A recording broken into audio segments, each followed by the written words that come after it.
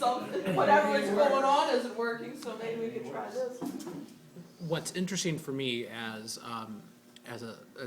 a site director, co-director of our site back home, and also as a fellow of the South Coast Writing Project, also as a member of the National Writing Project, as a teacher, as a human being, what's really always striking to me is how human-centered the work that we do is, and because it's so human-centered, it's not only applicable in particular to one organization. You know what I mean? I mean, Diane, you articulated it so nicely that it's work that we can take back to our site, to our classroom. Congress, on the other hand, you know, it's a stretch. I would say that's an example of of Ken Goodman saying that's when, you know, bad things happen to good ideas. You know, that's kind of that thing. You talked about it as a human-centric activity.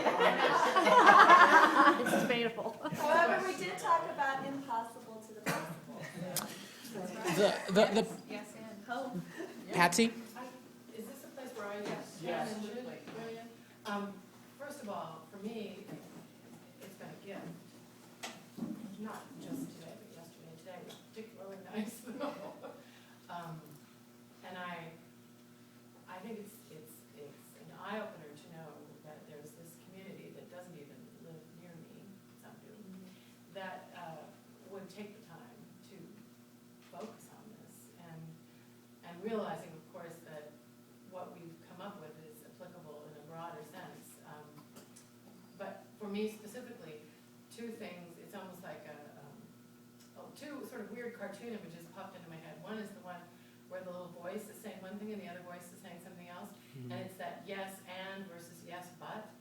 And prior to this day, I had embraced that as a both and, not an either or. But I'm realizing that that is possible to live in a both and world, and I'm committed to that. And partially because of listening and being a part of this discussion, I do feel that we're edging away from the idea that things are impossible towards how to make them possible.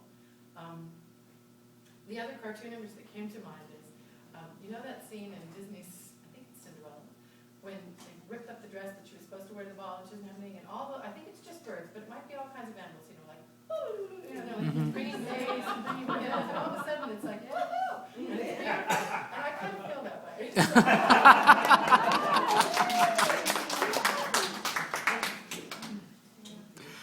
Feel free to pow, Patsy. Yeah. Yeah. We should. I think we should